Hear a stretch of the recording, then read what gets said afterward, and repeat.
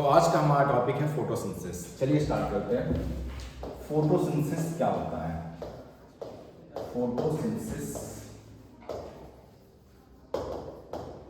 पहले इसका मतलब देखते हैं क्या होता है। फोटोसिंथेसिस मतलब फोटोन यानी कि लाइट की एनर्जी है, उसकी प्रेजेंस में हम कोई चीज सिंथेसाइज कर रहे हैं, कोई चीज बना रहे हैं। इसमें होता क्या है कि सनलाइट की एनर्जी, ये सन है, इसकी एनर्जी ग्रीन प्लांट के ऊपर गिरती है। ये मान लेते हैं ग्रीन प्लांट है, इस ग्रीन प्लांट के ऊपर सनलाइट की एनर्जी गिरती है और ये ग्रीन प्लांट क्या करता है, इस सनलाइट की एनर्जी को कन्वर्ट करता है किसी केमिकल में, केमिकल एनर्जी में। तो सनलाइट की एनर्जी जो है उसे बोलते हैं रेडिएंट एनर्जी, जो कि फोटोन के फॉर्म में होती है, जिसे हम एच लिख सकते हैं हम लोग। ये हमारे पास प्लांट है, ये प्लांट जो है इस फोटोन की एनर्जी, इस रेडिएंट एनर्जी को कन्वर्ट करता है केमिकल एनर्जी ग्लूकोज में। तो यहाँ पे ग्लूकोज का फॉर्मेशन हो गया।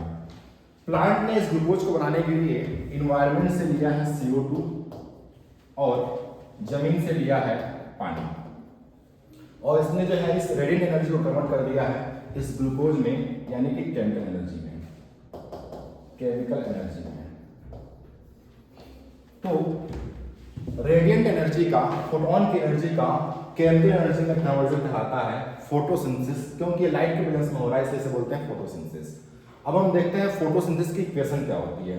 तो फोटोसिंथेसिस की इक्वेशन में सबसे पहले हमारे पास रहता है CO2, फिर रहता है वाटर, और साथ में फिर सनलाइट की एनर्जी फोटोन, और फॉर्मेशन होता है ग्लूकोज का C6H12O6। इसको हम बैलेंस करने के बारे में बात करें तो ये होते हैं 6 CO2, ये होता है 12 H2O, और साथ ही साथ यहाँ पे 6 H2O मॉलिक्यूल बाहर निकलते हैं, प्लस 6 ऑक्सीजन मॉलिक्यूल भी बनती है। जो मेन प्रोडक्ट होता है यहाँ पे वो है ग्लूकोज, ये मेन प्रोडक्ट है, और ऑक्सीजन जो है बाई प्रोडक्ट है, जो कि धरती के ऊपर रहने वाले सारे जीवों को मिल जाती है। अब बात करें हम फोटोसिंथेसिस की, तो फोटोसिंथेसिस दो पार्ट में होती है। एक पार्ट को बोलते हैं लाइट रिएक्शन और दूसरे पार्ट को बोलते हैं डार्क रिएक्शन। तो फोटोसिंथेसिस में हमारे पास दो पार्ट हैं, एक पार्ट है लाइट रिएक्शन और दूसरा पार्ट है डार्क रिएक्शन। एक है लाइट रिएक्शन और दूसरा पार्ट है डार्क रिएक्शन। बात करें हम लाइट रिएक्शन की, तो इसमें क्या होता है कि लाइट की प्रेजेंस में जो है ATP एंड NADPH का फॉर्मेशन होता है। लाइट रिएक्शन में ATP और NADPH का फॉर्मेशन होता है, और ATP एंड NADPH का जो फॉर्मेशन हुआ है, यही ATP और NADPH डार्क रिएक्शन में यूज होते हैं। किस काम के लिए? कार्बन डाइऑक्साइड के रिडक्शन के लिए। और कार्बन डाइऑक्साइड रिडक्शन होने के बाद यहाँ पे फाइनली हमें ग्लूकोज मिलती है, ग्लूकोज का फॉर्मेशन होता है। जो लाइट रिएक्शन कहाँ होती है, डार्क रिएक्शन कहाँ होती है, देखते हैं। लाइट रिएक्शन कहाँ होती है, इसके लिए बनाते हैं हम क्लोरोप्लास्ट, क्योंकि फोटोसिंथेसिस होती है प्लांट के लीफ के मेसोफिल सेल में प्रेजेंट क्लोरोप्लास्ट में। तो प्लांट के लीफ के मेसोफिल सेल में प्रेजेंट क्लोरोप्लास्ट के अंदर मेनली होती है फोटोसिंथेसिस की लाइट रिएक्शन, और यहीं पे होती है डार्क रिएक्शन। होता क्या है, हमारे पास मान लेते हैं कि क्लोरोप्लास्ट है,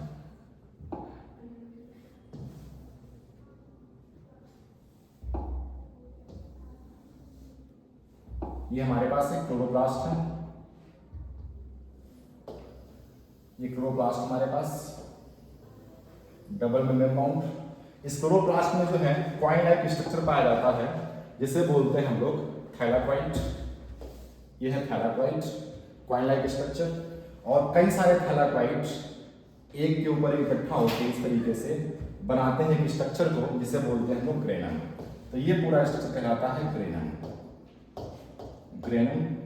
ऐसे कई सारे ग्रेनम एक क्लोरोप्लास्ट के अंदर प्रेजेंट होते हैं। एक ग्रेनम ये हो गया, एक ग्रेनम ये हो गया।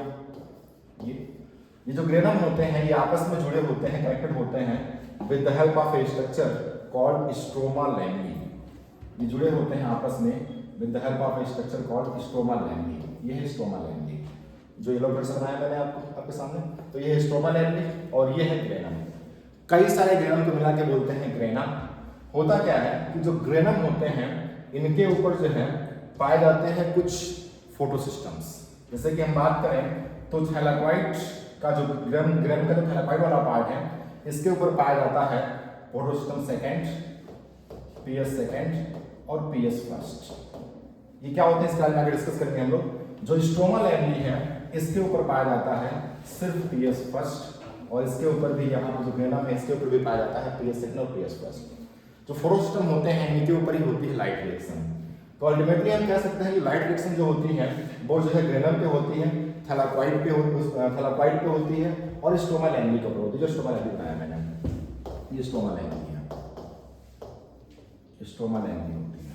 स्ट्रोमा लैमेली ये वाला पार्ट जितना बनाया था मैंने, ये है हो गया ग्रेनम। स्ट्रोमा लैमेली और ग्रेनम को मिलाकर बोलते हैं मेम्ब्रेनस सिस्टम। इन दोनों को मिलाकर बोलते हैं मेम्ब्रेनस सिस्टम, क्योंकि मेम्ब्रेन के बने हुए हैं। यह है मेम्ब्रेनस सिस्टम, और इसी मेम्ब्रेनस सिस्टम पे ही होती है light reaction. Light reaction chloroplast में जो बाकी स्पेस दिख रहा है, इस स्पेस को बोलते हैं स्ट्रोमा, और इस स्पेस में होती है डार्क रिएक्शन।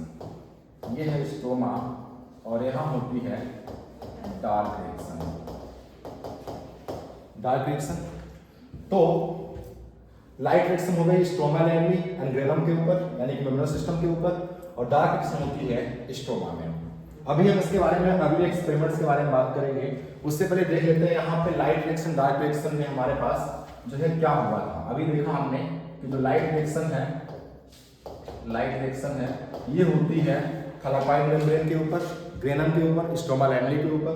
और यहाँ पे मैंने बात की कि यहाँ पे जो है अल्टीमेटली हमें मिलते हैं एटीपी और NADPH, एटीपी NADPH, और जो कि यूज होते हैं डार्क रिएक्शन में, कार्बन डाइऑक्साइड के रिडक्शन के लिए, CO2 के रिडक्शन के लिए, और CO2 के रिडक्शन से ही ग्लूकोज का फॉर्मेशन होता है। तो अल्टीमेट एम हमारा लाइट रिएक्शन का ये है, एटीपी NADPH को बनाना। यहाँ पे जो ऑक्सीजन रिलीज हुई थी, बनी थी, वो हम सबको मिल जाती है, और अल्टीमेट एम हमारा था एटीपी NADPH का फॉर्मेशन करना और इसका यूज करना डार्क रिएक्शन में, CO2 के रिडक्शन में, ताकि हमें यहाँ पे ग्लूकोज का फॉर्मेशन हो सके। अब डार्क, इसका मतलब ये हुआ कि जो डार्क रिएक्शन है वो लाइट रिएक्शन के एटीपी NADPH के ऊपर डिपेंड कर रही है। जब तक एटीपी NADPH रहेगा तब तक डार्क रिएक्शन होगी, एटीपी NADPH नहीं होगा डार्क रिएक्शन नहीं होगी। इसका मतलब ये हुआ कि अगर लाइट रिएक्शन नहीं होगी तो डार्क रिएक्शन भी नहीं होगी। तो कहने का मतलब ये है कि इसको हम भले ही डार्क रिएक्शन कह रहे हैं, लेकिन इसका मतलब ये नहीं है कि जो है डार्क में होती है, ये भी लाइट के प्रेजेंस में ही होती है। हालांकि ये बस लाइट के प्रोडक्ट के ऊपर डिपेंड कर रही है। अगर लाइट नहीं होगी तो ये नहीं होगा, जब ये नहीं होगा तो ये भी नहीं होगी। इस तरह से हम कह सकते हैं कि dark reaction is not light independent reaction.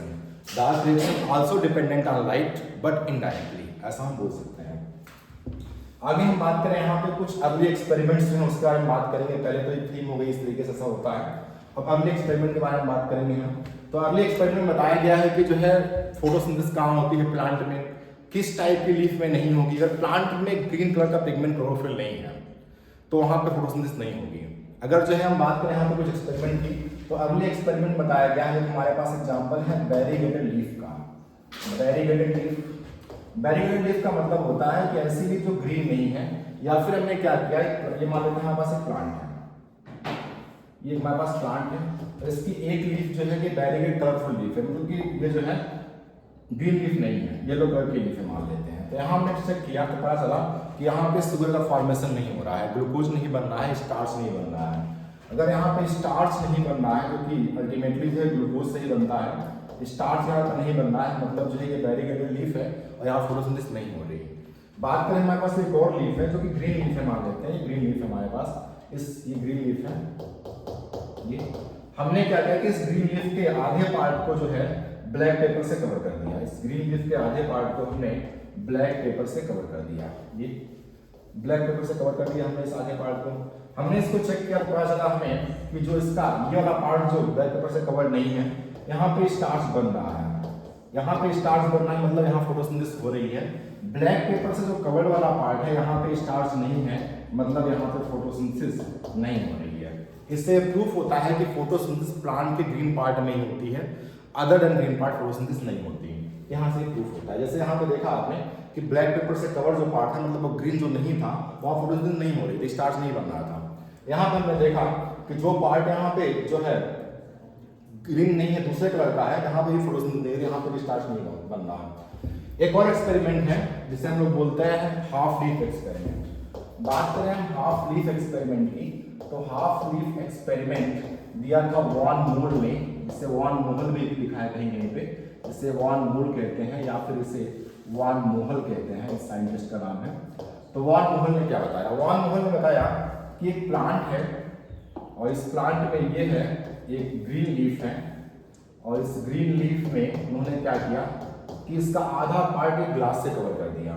इस ग्रीन लीफ का आधा पार्ट, यानी कि इसका नाम है हाफ लीफ एक्सपेरिमेंट, यानी कि आधे लीफ को उन्होंने एक ग्लास से कवर कर दिया। ये ग्लास से कवर करने के बाद इन्होंने क्या किया था, इसमें यहाँ पे जो है इस ग्लास के अंदर ही KOH सोल्ड कॉटन रखे थे। यहाँ पे कॉटन रखे हुए थे इन्होंने, पोटेशियम हाइड्रोक्साइड से भीगे हुए कॉटन यहाँ पर रखा था इन्होंने, KOH सोल्ड कॉटन यहाँ रखा हुआ था। अब यहाँ पे आप देख पा रहे हैं कि जो है इस प्लांट में क्या हो रहा है कि जो है ग्लास से कवर रही इतना पार्ट लीफ का, और यहाँ पे KOH ऑफ कॉटन है। हमने चेक किया कि इसके अंदर स्टार्च सिंथेसिस हो रही कि नहीं। अगर स्टार्च बन रहा होगा तो फोटोसिंथेसिस हो रही होगी, अगर नहीं बन रहा होगा तो फोटोसिंथेसिस नहीं हो रही होगी। तो यहाँ देखा हमने, तो इस जगह पे तो स्टार्च बन रहा था, यहाँ पर कोई स्टार्च प्रेजेंट था, लेकिन जो ये वाला पार्ट था, इस पार्ट में यहाँ पे देखा हमने, तो यहाँ पे स्टार्च नहीं बन रहा था, यहाँ पे स्टार्च नहीं बन रहा था। ऐसा क्यों हुआ? तो ये पार्ट ग्लास से कवर है, मतलब कि लाइट इसके ऊपर पड़ रही है, तो ग्लास से कवर नहीं है, ट्रांसपेरेंट है, फिर भी यहाँ फोटोसिंथेसिस नहीं हो रही। तो होता क्या है, यहाँ पे जो KOH ऑफ कॉटन है, इसने इस इन्वायरमेंट से CO2 को एब्जॉर्ब कर लिया, इसने इस इन्वायरमेंट से CO2 को एब्जॉर्ब कर लिया है, K2CO3 में कन्वर्ट हो गया है। तो यहाँ पे CO2 नहीं है, इस एरिया में CO2 नहीं है। CO2 के ना होने से यहाँ पे जो क्या हो रहा है कि यहाँ पे फोटोसिंथेसिस नहीं हो पा रही है, क्योंकि आपको पता है कि CO2 जरूरी है फोटोसिंथेसिस करने के होने के लिए। तो इसका मतलब जो है CO2 एसेंशियल है फोटोसिंथेसिस करने के लिए। ये पता चलता है हाफ लीफ एक्सपेरिमेंट से। तो आपसे एग्जाम में पूछा जाएगा कि हाफ लीफ एक्सपेरिमेंट क्या प्रूफ करता है? बताता है कि CO2 is essential for photosynthesis, essential for photosynthesis, ये इससे पता चला। एक और एक्सपेरिमेंट है इसके बाद, bell jar experiment. Bell jar experiment किया था जोसेफ प्रिस्टले ने 1774 में। जोसेफ प्रिस्टले ने ऑक्सीजन की डिस्कवरी की, ऑक्सीजन को डिस्कवर किया, और उन्होंने किया बेल जार एक्सपेरिमेंट। क्या किया इन्होंने जो है इसके लिए एक घंटी जैसा जार लिया, और उन्होंने इसके लिए एक चूहा पकड़ा।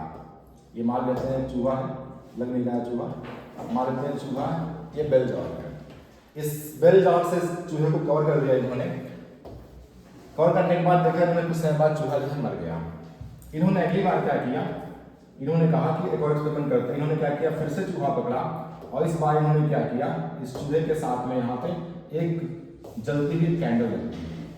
कुछ समय बाद देखा कि चूहा मर गया और कैंडल भी बुझ गई। हो क्या रहा है, यहाँ पे चूहा जो है CO2 प्रोड्यूस कर रहा है, और जो कैंडल जल रही है इससे भी CO2 प्रोड्यूस हो रहा है।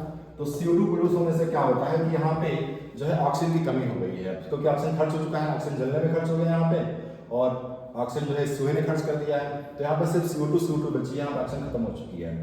अगले एक्सपेरिमेंट में क्या किया उन्होंने, फिर से बेल जार एक्सपेरिमेंट किया इन्होंने, और इस बार उन्होंने रखा यहाँ पे एक मिंट प्लांट। मिंट प्लांट आपने देखा होगा, ग्रीन कलर का होता है काफी, तो इसका मतलब जो है काफी अधिक फोटोसिंथेसिस कर सकता है। ये मिंट प्लांट रखा है इन्होंने साथ में। मिंट प्लांट के साथ में उन्होंने फिर से एक चूहे को पकड़ रखा है इन्होंने, फिर चूहे को रखा, साथ ही साथ उन्होंने जो है कैंडल भी जलाई। इसको भी बेल जार एक्सपेरिमेंट किया इन्होंने, इसको भी कवर कर दिया एक घंटीनुमा जार से। कुछ समय बाद देखा इन्होंने कि यहाँ पे जो है चूहा अभी भी जिंदा है, कैंडल अभी भी जल रही है। इसका मतलब यहाँ पे क्या हो रहा है, इसका मतलब यहाँ पे ये हो रहा होगा कि जो ये प्लांट है ये फोटोसिंथेसिस कर रहा होगा, और ये जो है रिलीज कर रहा होगा ऑक्सीजन फोटोसिंथेसिस में। वो ऑक्सीजन जो है इस चूहे को मिल रही होगी और मोमबत्ती के जलने के काम में आ रही होगी। जो चूहे और मोमबत्ती से CO2 प्रोड्यूस हो रही है, उस CO2 को जो है ये प्लांट यूज कर ले रहा है अपने फोटोसिंथेसिस में। इस तरीके से सबका काम चल रहा है, इससे सारे जिंदा हैं यहाँ पे, सारे मतलब काम कर रहे हैं। तो इससे क्या प्रूफ होता है, इससे प्रूफ होता है कि जो प्लांट होते हैं वो जो है बैड एयर को साफ करते हैं। तो आपके इंसाइड में लिखा हुआ है plant restore the bad air whatever release by burning candle or breathing animals. तो प्लांट यहाँ पर रिस्टोर करते हैं बैड एयर को, प्लांट जो है हवा को साफ करते हैं। तो ये यहाँ से पता चलता है। एक और साइंटिस्ट है इसके बाद जिनका नाम था जॉन इंजनहाउस। एक और साइंटिस्ट है जिनका नाम था जॉन इंजनहाउस। इन्होंने क्या किया, बेल जार एक्सपेरिमेंट को ही लिया और उन्होंने जो है बेल जार एक्सपेरिमेंट को एक बार इन्होंने इसको रखा डार्क में और एक बार रखा लाइट में, सनलाइट में। डार्क में रखा है, देखा इन्होंने कि जो चूहा था डार्क में रखने पे चूहा मर गया, जो कैंडल है वो भी बुझ गई। और जब इन्होंने लाइट में रखा होगा इसको तो देखा उन्होंने कि चूहा जिंदा है और कैंडल भी नहीं बुझी। ऐसा क्या हुआ? ऐसा इसलिए हुआ क्योंकि जो है सनलाइट के बेस में फोटोसिंथेसिस हुई जिससे ऑक्सीजन प्रोड्यूस हुई। इसलिए जो है सनलाइट, इससे क्या पता चलता है? इससे पता चलता है कि सनलाइट एसेंशियल है फोटोसिंथेसिस करने के लिए। तो जॉन इंजनहाउस के इस एक्सपेरिमेंट से पता चलता है कि sunlight is essential for photosynthesis. तो यहाँ पे भी एग्जाम में क्वेश्चन पूछेगा आपसे कि किसने प्रूफ किया कि सनलाइट जरूरी है फोटोसिंथेसिस करने के लिए? तो ये प्रूफ किया जॉन इंजनहाउस ने। इन्होंने एक और एक्सपेरिमेंट किया।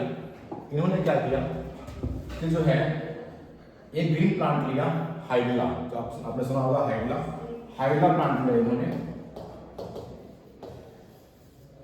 और इस प्लांट को इन्होंने जो है एक्वाटिक प्लांट है ये, इस प्लांट को देखा इन्होंने कि जो है पानी के अंदर प्लांट ये प्रेजेंट है, इसके आसपास पानी है।